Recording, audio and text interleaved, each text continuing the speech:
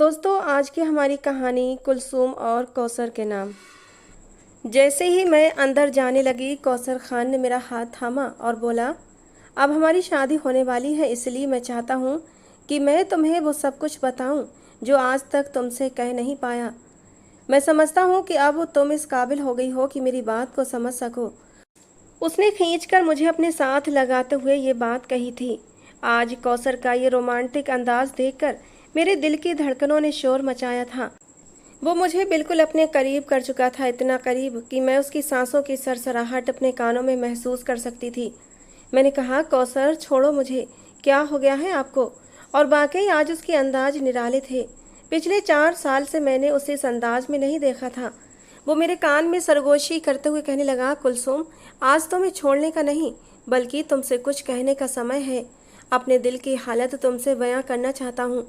देखो, मैं तुमसे पिछले 4 साल से प्यार करता हूँ, लेकिन ये बात आज तक मैं तुमसे शेयर नहीं कर पाया। लेकिन आज वो समय आ गया है कि मैं तुमसे अपनी मोहब्बत का इजहार करूँ।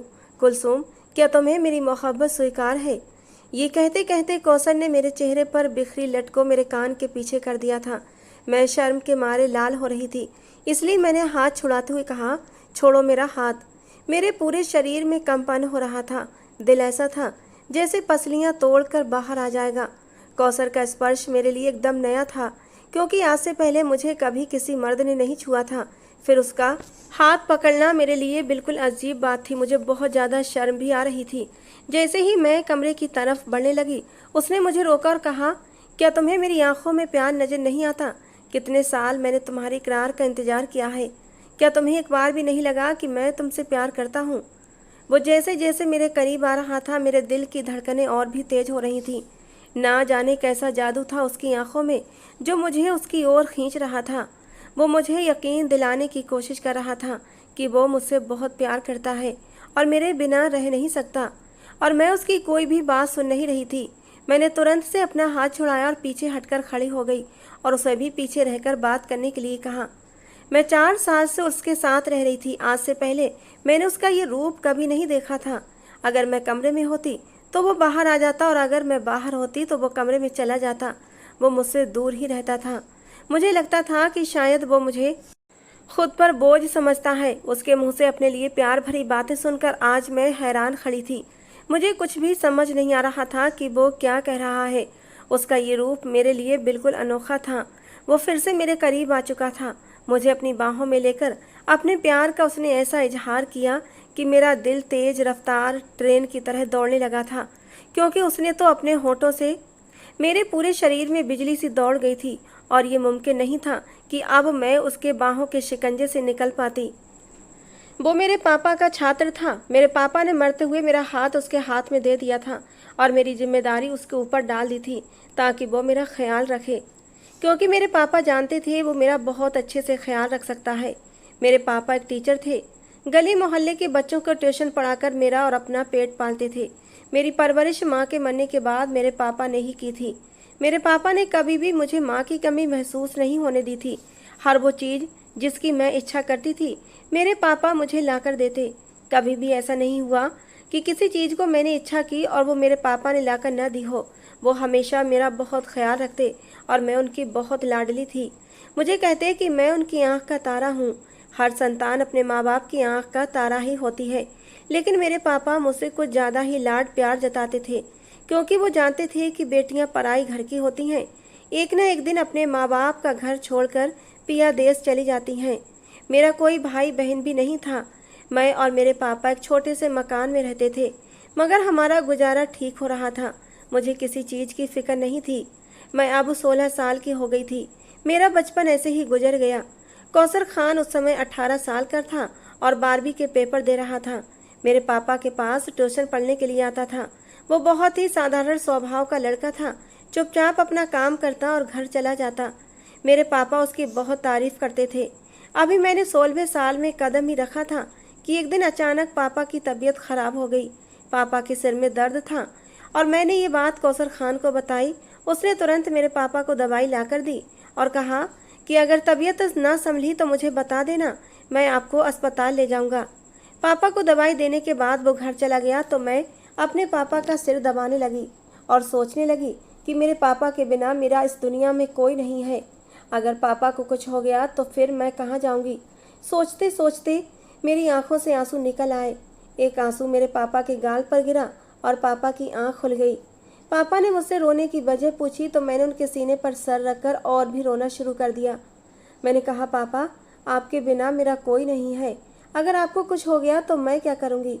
पापा ने मुझे दिलासा दिया और कहा, पगली रोया नहीं करते, जिंदगी तो एक खेल तमाशा है, बस थोड़ा सा सिर में दर्द हुआ तो रोने लगी।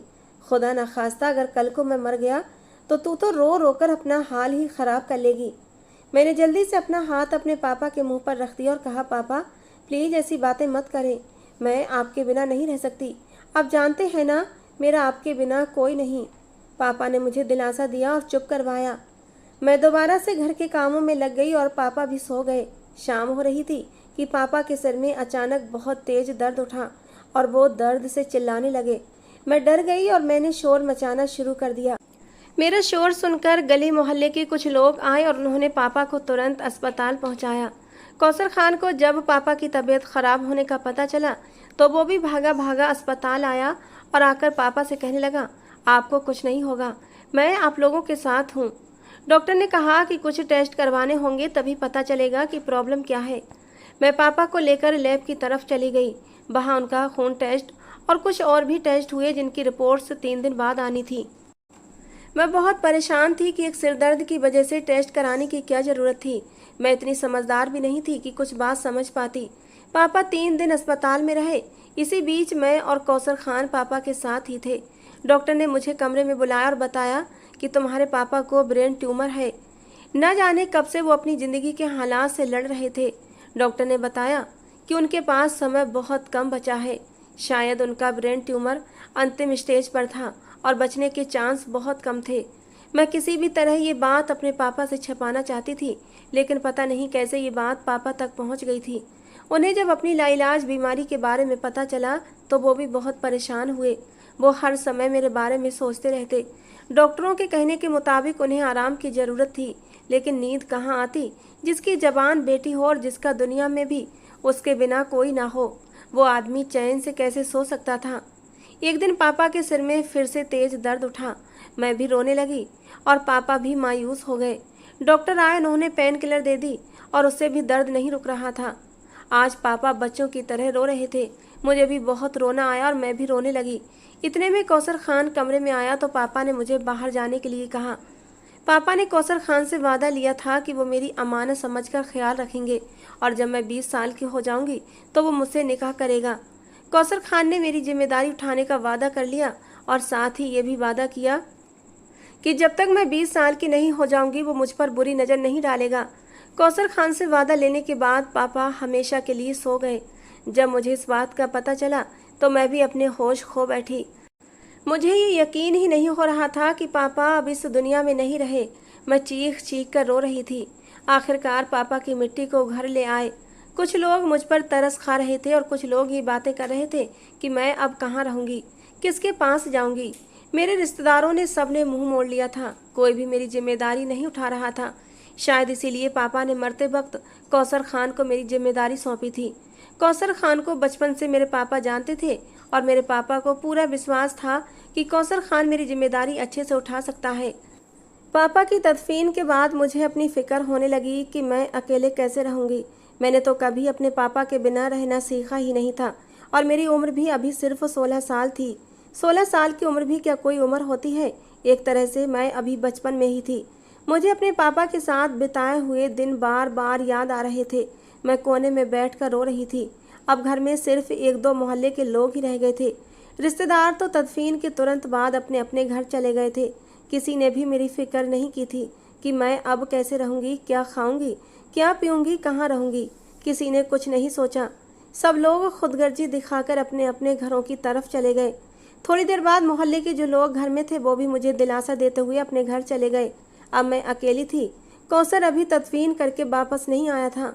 मैं सोच रही थी शायद वो भी अपने घर चला गया है और मैं बिल्कुल अकेली रह गई हूँ, लेकिन ऐसा नहीं हुआ। मैं घुटनों में अपना सर दिए रो रही थी। अपनी किस्मत पर अफसोस कर रही थी। खुद को कोस रही थी कि अचानक एक आवाज़ मेरे कानों में टकराई, कुलसूम चलो घर चलें। मैं हैरान रह गई थी कि ये कौन हो सकता है जो मुझे अपने घर ले जाने की बात कर रहा है। जैसे ही मैंने सिर उठाकर देखा तो सामने कौसर खड़ा था। वो मुझे अपने साथ ले जाने की बात कर रहा था और मैं डर रही थी। मैं एक अनजान आदमी के साथ कैसे जा सकती थी, जिसके घर में कोई दूसरी औरत भी नहीं थी।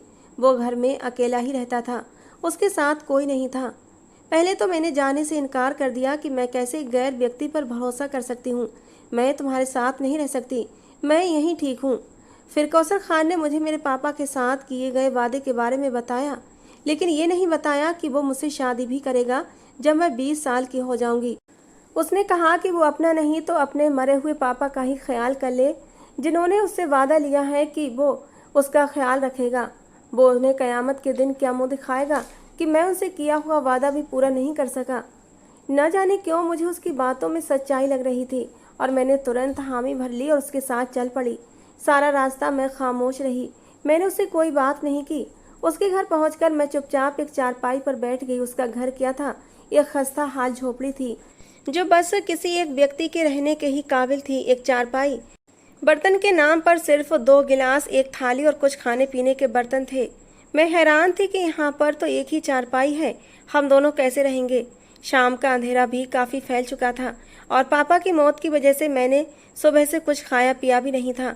मैं चुपचाप चारपाई से उठकर एक कोने में जाकर बैठ गई, जहाँ पर एक फटी हुई चटाई पड़ी थी। कौसर खान ने मेरी तरफ देखा और कहा, यहाँ चारपाई पर आकर बैठ जाओ, ये सिर्फ तुम्हारे लिए ही है। मैं हैरान रह गई कि क्या मैं इस घर में अकेली रहने वाली हूँ, तो फिर मैं अपने पापा के घर ही ठीक नहीं थी। यहाँ पर ये घर मेरे पापा के घर से काफ़ी खस्ता हाल भी था। वो मेरी खामोशी को समझ चुका था। कहने लगा, हम दोनों ही इस घर में रहेंगे, लेकिन तुम फिक्र मत करो, मैं कभी भी तुम्हारे करीब नहीं आऊँगा, तुम्हारे अकेलेपन का कभी भी फ़ायदा नहीं उठाऊँगा। तुम बेफिक्र होकर यहाँ पर सो सकती हो, मैं वहाँ चटाई पर सो जाऊँगा। मैं खामोश हो गई और कर भी क्या सकती थी। मैं पापा के दिए हुए वादे को पूरा करना चाहती थी बस। भूख की वजह से मुझे चक्कर आ रहे थे और मैं वहीं चारपाई पर ढेर हो गई। जब मुझे होश आया तो कौसर खान गिलास पानी का लेकर मेरे सिर पर खड़ा था और मेरे चेहरे पर पानी की छींटें मार रहा था। उसे लगा कि शायद मैं सदमे की वजह से बेहोश हो गई हूँ। उसने पानी पिलाते हुए कहा, देखो, जिंदगी का कुछ भरोसा नहीं है, इसलिए तुम्हारे पापा ने मरने से पहले ही तुम्हारी जिम्मेदारी मुझे सौंपी थी, क्योंकि वो जानते थे कि वो अब नहीं रहेंगे। अब तुम भी सब परेशानी से निकलो, आखिर कब तक यूं ही रहोगी। मैं और भी सिमट कर बैठ गई और कुछ भी नहीं बोली। फिर उसे ख्याल आया कि मैंने खाना नहीं खाया होगा, तो वो मेरे लिए खाना बनाने लगा और मुझे आराम करने के लिए कहा। थोड़ी देर बाद मैंने देखा कि वो मेरे लिए थोड़े से चावल थाली में डाल कर लाया था और मुझे खाने के लिए कहा। मैंने थाली को देखा तो वो समझ गया कि मैं इस तरह के बर्तन में खाना खाने की आदी नहीं थी। मेरे पापा के घर के बर्तन भले ही पुराने थे, मगर साफ सुथरे थे और इतने खस्ता हाल भी नहीं थे। वो मेरी खामोशी को समझ गया और बोला, मैं जानता हूँ तुम्हारे पापा ने जैसी भी रूखी सूखी खिलाई, मगर तुम्हें रानी बनाकर रखा हुआ था और मैं कोशिश करूँगा कि तुम्हारे लिए कुछ बर्तन खरीद सकूँ और इस घर को तुम्हारे रहने के काबिल बना सकूँ। फिलहाल आज तुम्हें इसी पर गुजारा करना होगा। खाना खाकर सो जाओ, काफ़ी रात हो गई है। भूख से मेरा बुरा हाल था। मैंने जल्दी से प्लेट पकड़ी और खाना शुरू कर दिया। वो मुझे खाते हुए देख रहा था। अचानक मेरे दिल में ख्याल आया, अगर मैंने ये सब खा लिया तो ये क्या खाएगा। इसलिए मैंने थोड़े से चावल थाली में छोड़ दिए और खुद सोने का नाटक करने लगी। उसे जब तसल्ली हुई कि मैं सो गई हूँ तो उसने मेरे बचे हुए चावल खाने शुरू कर दिए। मुझे अपने आप पर बहुत शर्मिंदगी महसूस हुई। मैंने उसके बारे में बिना सोचे समझे इतना कुछ मन में सोच लिया था।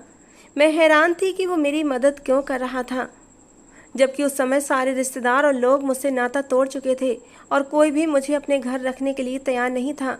ये सोचते सोचते कब मैं सो गई मुझे पता ही नहीं चला। सुबह जब मेरी आँख खुली तो देखा उसने घर में झाड़ू लगाकर अच्छे तरीके से घर को साफ कर दिया था और जहाँ मैं सोई हुई थी वहाँ से बिस्तर वगैरह समेटना ही बाकी था। बाकी सारा काम उसने कर दिया था और मेरे लिए नाश्ता भी तैयार था। कभी कभी मेरे दिल में उसके लिए बहुत ज़्यादा हमदर्दी महसूस होती थी कि वो किस कदर मेरा ख्याल रखता है। वो रोज़ मेरे लिए नाश्ता बनाता, दोपहर का खाना लाता और रात का खाना भी वही तैयार करता। मैं तो जैसे कुछ करने के लायक ही नहीं थी। मैंने सोचा कि अब मुझे कामकाज में उसका हाथ बटाना चाहिए, इसलिए सुबह अचानक आँख खुल गई। मैंने देखा कि वो फटी हुई चटाई पर सिमटकर सो रहा था। मुझे उस पर बहुत ज़्यादा तरस आया। वो सोते हुए बहुत अच्छा लग रहा था, कई दिनों बाद मैंने उसे गौर से देखा था। आज से पहले कभी उसे इतना गौर से नहीं देखा था, क्योंकि आज से पहले मैंने कभी भी उसके लिए अपने दिल में हमदर्दी महसूस नहीं की थी जो आज महसूस कर रही थी। मैंने सोचा, रोज वो मेरे लिए नाश्ता बनाता है, क्यों ना आज मैं अपने लिए खुद नाश्ता बनाऊं और उसके लिए भी। जब मैं रसोई में गई तो देखा कि खाने के नाम पर थोड़ी ही चीज़ें पड़ी हुई थीं। मैंने जैसे तैसे करके नाश्ता बनाया। थोड़ा नाश्ता मैंने किया और थोड़ा उसके लिए बचाकर रख दिया। इतने में उसकी आंख भी खुल गई और वो मुंह धोकर फ्रेश होकर रसोई में आया तो देखा कि मैं नाश्ता कर रही थी। मैंने उसकी तरफ भी खाने की प्लेट बढ़ाई और कहा कि तुम भी खा लो। खैर, इसी तरह करते करते 4 साल गुजर गए और अब मैं 20 साल की हो चुकी थी। इन 4 सालों में उसने मेरा बहुत ख्याल रखा था। वो हर वक्त मुझसे दूर रहता। कभी भी उसने अपनी हद पार करने की कोशिश नहीं की थी और ना ही मुझे कभी ये महसूस हुआ कि मैं किसी अजनबी आदमी के साथ रह रही हूँ। मेरा गुजर बसर अच्छे तरीके से हो रहा था। मैं संतुष्ट थी कि मेरे पापा ने जाते हुए मेरी जिम्मेदारी एक ऐसे इंसान को दी है जो गैरतमंद होने के साथ साथ इज्जतदार भी है। उसने कभी भी अपनी हद पार नहीं की थी और सबसे अच्छी बात यह थी कि उसने मुझे कभी महसूस नहीं होने दिया कि मैं किसी अजनबी के साथ रह रही हूँ या मैं अपने घर में हूँ। उसकी हर अदा ही कमाल थी। गरीब होने के साथ साथ वो बहुत ही मिलनसार था। सारा दिन घर से बाहर काम करता और शाम को ही घर लौटता और चुपचाप फटी हुई चटाई पर लेट जाता। मुझे उससे बहुत ज़्यादा हमदर्दी थी और मैं उसकी शुक्रगुजार भी थी कि उसने मुझे अपने घर पर रखा था, मुझे सहारा दिया था। मैं उसका ये एहसान कभी नहीं भूल सकती थी कि जब सब लोग मुझे छोड़ गए थे तब उसी ने मेरा साथ दिया था। इन 4 सालों में हमने थोड़ी बहुत तरक्की कर ली थी और मैं उसका हाथ भी बटाने लगी थी। मोहल्ले के बच्चों को ट्यूशन पढ़ाने लगी थी और वहाँ से जो पैसे आते उससे मैं थोड़ा थोड़ा सामान लेकर घर को सजाने लगी थी। आज हमारे पास खाने पीने के सभी बर्तन मौजूद थे। सोने के लिए 2 चारपाइयाँ थीं। हमने बहुत मेहनत की थी। अब हम इस काबिल हो गए थे कि किसी को भी फटी हुई चटाई पर सोना न पड़े। वो बहुत मेहनती था। मैं बच्चों को जो ट्यूशन पढ़ाती वो उसे मुझे खर्च करने के लिए मना करता। वो कहता कि वो इस काबिल है कि मेरी जिम्मेदारी उठा सकता है। मैं फिर भी उसकी एक बात न सुनती और जब वो घर से बाहर निकल जाता तो मैं कुछ चीज़ें लेकर रख लेती। आखिरकार अब यही मेरा घर था। पापा के मरने के बाद किसी भी रिश्तेदार ने मुझसे मुड़कर नहीं देखा था। मैं हैरान थी कि वो खूबसूरत था, जवान था, फिर भी उसकी ज़िंदगी में कोई लड़की नहीं थी। हमारे घर में अगर कोई भूले भटके कोई लड़की आ जाती तो उसे आंख उठाकर भी नहीं देखता था। उसका व्यवहार मेरी समझ से बाहर था। क्या उसे अपने लिए किसी जीवन साथी की ज़रूरत नहीं थी?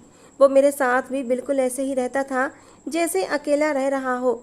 उसने कभी भी अपनी हद पार नहीं की थी और ना ही मुझसे बेकार की ज़्यादा बातचीत करता था। बस मतलब की बात करता और अपने काम से काम रखता। पहले पहले मैं ये समझती थी कि वो मुझे खुद पर बोझ समझता है। मेरे पापा ने भी ऐसे ही मुझे किसी पर भी लाद दिया था, किसी के दिमाग पर सवार कर दिया था। 1-2 बार मैंने सोचा कि मैं वहाँ से चली जाऊँ, लेकिन हर बार अपने बाबा का वादा याद आता तो मैं चुप होकर बैठ जाती और जाने का इरादा छोड़ देती। ऐसे ही वक्त गुजरता गया। एक दिन मोहल्ले के कुछ लोग इकट्ठा होकर हमारे घर आए और कौसर खान से कहने लगे, तुमने एक जवान लड़की को घर पर रखा हुआ है, तुम खुद भी जवान हो, या तो उससे निकाह कर लो या फिर उसे घर से निकाल दो, क्योंकि हमारा मोहल्ला इज्जतदार लोगों का मोहल्ला है। हम कभी भी ये बर्दाश्त नहीं करेंगे कि तुमने एक जवान लड़की को अपने साथ बिना किसी रिश्ते के रखा हुआ है। मैं कमरे में थी लेकिन उनकी आवाज़ें मुझ तक साफ आ रही थीं और मैं सुन सकती थी कि वे क्या कह रहे थे। मुझे चिंता हुई कि कहीं वो मुझे घर से निकाल न दें, क्योंकि शादी तो वो मुझसे कभी नहीं करेगा। जब से मैं इस घर में आई थी उसने मेरी तरफ आंख उठाकर भी नहीं देखा था, फिर वो मुझसे शादी कैसे करेगा?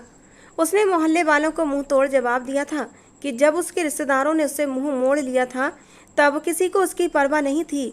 आज सारे उसके हमदर्द बनकर आ गए और तुम्हें जवान लड़की की चिंता होने लगी। उसका जवाब सुनकर मैं हैरान रह गई थी। क्या ये वही इंसान था जो चुपचाप रहता था? वो सबके सवालों के जवाब दे रहा था। उसका शोर सुनकर मैं भी कमरे से बाहर आ गई। लोगों ने मेरी तरफ उंगलियां उठाकर बातें करनी शुरू कर दी। वो हर किसी का मुंह तोड़ जवाब दे रहा था। आखिरकार तंग आकर उसने सबको घर से जाने के लिए कह दिया। जब सब लोग चले गए तो मैं परेशान हो गई कि अब मेरा क्या होगा। मैंने उसे समझाने के लिए कहा कि अगर मेरी वजह से तुम्हें कोई परेशानी है तो मैं यहाँ से चली जाती हूँ। मेरा इतना कहते ही उसने मेरी तरफ देखा और कहा, 4 साल हो गए हैं तुम्हें मेरे साथ रहते हुए, क्या अब भी तुम मुझे नहीं समझी हो? ऐसे ही दिन गुजरते गए और मोहल्ले वाले हमें रोज़ परेशान करने के लिए आ जाते। अब उसने काम पर जाना भी बंद कर दिया था। वो घर में रहकर ही थोड़ा बहुत काम किया करता ताकि लोग मुझे परेशान न करें। जब लोगों ने देखा कि मैं और वो उनकी बातों की परवाह नहीं कर रहे तो उन्होंने पंचायत करने का फैसला किया, जिसमें मुझे भी बुलाया गया। पंचायत में जाकर उसने मेरे पापा से किए गए वादे को सबके सामने बताया, लेकिन कोई भी ये बात मानने को तैयार नहीं था और हमें गलत कह रहा था। आखिरकार हम बिना निकाह के एक ही घर में रह रहे थे और एक जवान लड़के और लड़की का इस तरह साथ रहना हमारे समाज में गलत समझा जाता है। आखिर में पंचायत ने फैसला दिया कि या तो हमारा निकाह होगा या फिर वो मुझे घर से निकाल देगा। इस पर उसने पंचायत के बड़े आदमी से कहा कि वो मुझसे निकाह करने के लिए तैयार है। ये सुनकर मेरी आंखें हैरानी से खुली की खुली रह गईं। पंचायत ख़त्म हुई और तय हुआ कि अगले दिन हमारा निकाह होगा। मैंने घर आकर उससे कहा कि मैं कोई इतनी भी लावारिस नहीं हूँ कि तुम मुझ पर तरस खाकर मुझसे निकाह करो। उसने मेरी तरफ आंख उठाकर देखा और कहा, मैं तुम पर कोई तरस नहीं खा रहा, मैं तो अपना फ़र्ज निभा रहा हूँ और तुम्हारे पापा से किए हुए वादे को पूरा करने का समय आ गया है। मैं हैरान हुई। मैंने कहा, और कौन सा वादा? जो तुमने लिया था वो तो तुमने पूरा कर लिया। 4 साल से तुम मेरा ख्याल रख रहे हो और अब मैं इस काबिल हो गई हूँ कि अपना ख्याल खुद रख सकूँ। फिर कौन सा वादा? मेरे बहुत ज़्यादा पूछने पर उसने बताया कि तुम्हारे पापा ने मरते समय ये भी कहा था कि जब तुम 20 साल की हो जाओ तो मैं तुमसे निकाह कर लूँ, और मैंने ये भी वादा लिया था कि जब तक तुम 20 साल की नहीं हो जाती तुम अपने पापा की अमानत मेरे पास हो। ये सब कहकर वो घर से बाहर निकल गया और मैं हैरानों परेशान उसे देखती रह गई। आखिर एक इंसान एक मरे हुए इंसान का वादा इतनी ईमानदारी से कैसे निभा सकता था? मेरे दिल में उसके लिए प्यार और सम्मान और भी बढ़ गया। मुझे उसकी कई बातें अब समझ में आने लगी थीं कि क्यों वो मुझसे इतना दूर रहता था और क्यों मेरी तरफ आंख उठाकर नहीं देखता था। आखिर वो मेरे पापा से किए हुए वादे को निभा रहा था। तब मुझे अपने पापा के फैसले पर एक बार फिर से गर्व महसूस हुआ था कि जाते जाते भी वो मेरे लिए कितना अच्छा फैसला कर गए थे और कितना अच्छा इंसान मेरे लिए चुन गए थे। अगले दिन हमारे निकाह का दिन था। मैं दिल में बहुत खुश थी और सुकून से भी थी कि चलो ठीक है, एक इज्जतदार इंसान से मेरा निकाह हो रहा था, लेकिन अपने पापा के न होने की वजह से बहुत दुखी भी थी। मुझे बार बार अपने बाबा की याद आ रही थी। खैर, मौलवी साहब आए और हमारा निकाह हो गया। हमारा निकाह बहुत ही सादगी से हुआ था। गांव के 2-4 लोग थे, 4 गवाह और कारी साहब और 2-3 लोग और थे जो मेरे पापा को जानते थे। फिर भी मैं खुश थी और मेरे दिल में अब उसकी मोहब्बत भी थी, लेकिन एक बात का अफसोस था कि शायद उसने सिर्फ वादा निभाया है, उसने कभी मुझसे मोहब्बत नहीं की। मेरे मन में आया कि शायद उसे कहीं कोई और पसंद न हो, वो मेरे पापा के वादे के नीचे दब न गया हो। ये सारी बातें सोचते हुए मैं कमरे में बैठी उसका इंतजार कर रही थी, लेकिन जब वो आया तो मैं तब तक सो चुकी थी। सुबह उठकर हमेशा की तरह मैंने नाश्ता बनाया और उसे भी नाश्ता दिया। मैंने नोट किया कि आज जब मैं नाश्ता कर रही थी तो वो टकटकी बांधे मेरी तरफ ही देख रहा था। मेरे दिल की धड़कनें तेज हो गईं। मैंने कांपते हुए हाथों से खाने की प्लेट उसे दी और खाने के लिए कहा, मगर आज वो सिर्फ मुझे ही देख रहा था। उसने खाने की प्लेट पकड़ ली और मुझे देखते हुए खाना खाने लगा। मैं नजरें चुराकर कमरे में चली गई। उसने खाना वहीं पर रखा और मेरे पीछे पीछे कमरे में आ गया। मैंने देखा कि उसकी आंखों में आज अजीब ही चमक थी। मैं घबरा गई और जल्दी से कमरे से बाहर निकलने लगी तो उसने मेरा हाथ थाम लिया। जैसे ही उसने मेरा हाथ थामा, मेरे दिल की धड़कनें तेज हो गईं और मेरा शरीर कांपने लगा, क्योंकि इससे पहले मुझे कभी किसी ने हाथ नहीं लगाया था। वो मेरी घबराहट को अच्छी तरह समझ रहा था। वो जानता था कि मैं कितनी पाक साफ और मासूम हूँ। मैंने जल्दी से अपना हाथ छुड़ाया और पीछे होकर खड़ी हो गई। वो मेरे फिर से करीब आया और कहा, अब तुम मेरे निकाह में हो तो अब शर्म कैसी? मेरा चेहरा फिर भी शर्म से लाल हो गया, क्योंकि आज से पहले उसने कभी भी मुझे जी भर के देखा भी नहीं था और ना ही ऐसी आंखों में आंखें डालकर बात की थी। उसकी आंखों में आज एक ऐसी कशिश थी जो मेरे दिल को धड़का रही थी। आखिरकार झिझकते हुए मैंने कहा कि तुमने मुझसे कौन सा प्यार किया है? तुमने सिर्फ मेरे पापा से किया हुआ वादा निभाया है। मैं ये कहकर फिर से कमरे से निकलने की कोशिश करने लगी तो उसने मेरा रास्ता रोका और कहा, तुमने ये क्या बात कर दी? तुम्हें क्या पता कि मैं तुमसे कितनी मोहब्बत करता हूँ? उसके मुंह से ये इकरार सुनकर मैं हैरान थी। अगर उसे मुझसे मोहब्बत थी तो कभी बताया क्यों नहीं? और मैंने ये बात उससे कह भी दी। कहने लगा, कैसे बताता? जितनी बार तुम्हारी तरफ हाथ बढ़ाने की कोशिश की, उतनी ही बार तुम्हारे पापा का वादा बीच में आ जाता था। लेकिन मैं कसम खाकर कहता हूँ कि अगर मैंने किसी से प्यार किया है तो वो सिर्फ तुम हो। मैंने तुम्हारे अलावा किसी की तरफ आंख उठाकर भी नहीं देखा। मैं तुमसे बहुत प्यार करता हूँ। बस इसीलिए नहीं कहा कि कहीं अमानत में खयानत न हो जाए, कहीं मैं खुद को बेकाबू न कर बैठूं, इसीलिए मैं तुमसे दूर रहता था। उसकी बातें सुनकर मैं बहुत खुश थी। पहले जो दिल में अफसोस था वो भी अब निकल गया था। उसकी बातें सुनकर कि वो मुझसे प्यार करता है, और मैं तो जैसे हवाओं में उड़ रही थी। ये मेरी खुशकिस्मती थी कि कौसर खान जैसा शख्स मेरी ज़िंदगी में शामिल हुआ था। कौसर खान के साथ मेरी ज़िंदगी का सबसे खूबसूरत दिन शुरू हुआ। उसने मुझे बाहों में भरकर सीने से लगाया तो उसके दिल की धड़कनें चीख चीख कर मेरा नाम पुकार रही थीं। उसके सीने से लगते ही मुझे एहसास हुआ कि मैं कितनी खुशकिस्मत हूँ। आज पापा जिंदा होते और देखते कि मैं कितनी खुश हूँ तो वो भी बहुत खुश होते। ये सोचते ही मेरी आंखों से आंसू निकल पड़े और कौसर खान के सीने में खो गए। उसने फौरन मुझे सीने से हटाया और मेरे आंसू पोंछने लगा और कहा, आज के बाद तुम्हारी आंखों में आंसू न देखूं। इतनी खूबसूरत आंखें आंसुओं के लिए नहीं बनी हैं। उसकी आंखों में मुझे अजीब सी चमक नजर आई और मैं समझ गई कि आज मेरी खैर नहीं। उसकी आंखों में जज्बात उभर रहे थे जो मुझे साफ नजर आ रहे थे। जज्बात का समंदर ठाटे मार रहा था, और जब कौसर मेरे करीब हुआ और प्यार भरी गुस्ताखियां करने लगा तो मैं उसे मना नहीं कर पाई थी, क्योंकि मैं भी तो कौसर खान की मोहब्बत के लिए तरस रही थी। हम दोनों एक दूसरे में इस कदर खो चुके थे कि हमें अब आस पास का भी कोई होश नहीं था। आज मुझे हर चीज़ से मोहब्बत महसूस हो रही थी।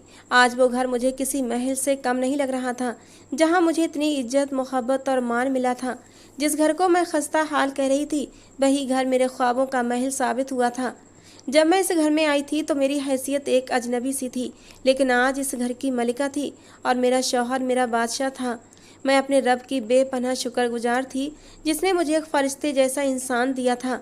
मैंने तहे दिल से अपने रब का शुक्र अदा किया था। काफ़ी देर तक हम दोनों एक दूसरे में गुम थे, और जब कौसर खान को होश आया तो मैं बहुत खुश थी। वो मेरी मोहब्बत से अपने दिल की सरजमीन को सी चुका था, और इस तरह हमने एक नई ज़िंदगी का आगाज़ किया था। मैंने भी अपने अतीत को भुला दिया था। अगर मुझे कुछ याद था तो सिर्फ़ और सिर्फ कौसर खान। और वैसे भी कौसर खान ने मुझसे वादा लिया था कि मैं अपने अतीत की सारी तलखियाँ और परेशानियों को भुला दूंगी और सिर्फ उसके साथ खुश रहूंगी। मैंने भी उसके वादे का भरम रखने की ठान ली थी और खुद से वादा लिया था कि मैं हर हाल में खुश रहूंगी। 1 साल बाद अल्लाह ताला ने मुझे एक प्यारे से बेटे से नवाजा। अब मैं और कौसर खान बहुत खुश थे। हमने भरपूर तरीके से आने वाले मेहमान का स्वागत किया था, क्योंकि इस आने वाले मेहमान ने हमारी ज़िंदगी में आकर हमारी ज़िंदगी को 4 चांद लगा दिए थे। कौसर खान जो पहले से ही मेरी मोहब्बत का दम भरता था, अपने बेटे की पैदाइश के बाद तो वो मुझे ज़मीन पर भी पैर नहीं रखने देता था। उसके दिल में मेरी इज्जत और कदर और भी बढ़ गई थी, और इस तरह मैंने हर गम से निजात पाकर एक खूबसूरत ज़िंदगी हासिल की थी। कौसर खान मेरा और अपने बेटे का बहुत ख्याल रखता था। वो तो जैसे हमारी आंखों का तारा था। मैं अपने बेटे और कौसर खान के सदके बारे जाती न थकती थी। दोस्तों, आज की हमारी कहानी थी कौसर और कुलसूम के नाम। आपको कैसी लगी ज़रूर बताना। पसंद आई हो तो प्लीज़ लाइक करना। रोज़ एक नई कहानी सुनने के लिए हमारे चैनल को भी सब्सक्राइब करना। दोस्तों, अपने नाम की स्टोरी लिखवाने के लिए आप अपने नाम मुझे नीचे कमेंट बॉक्स में देना। मैं आप लोगों के नाम की स्टोरी भी लेकर ज़रूर आऊँगी। तो चलिए दोस्तों, मिलते हैं अगली किसी नई स्टोरी के साथ।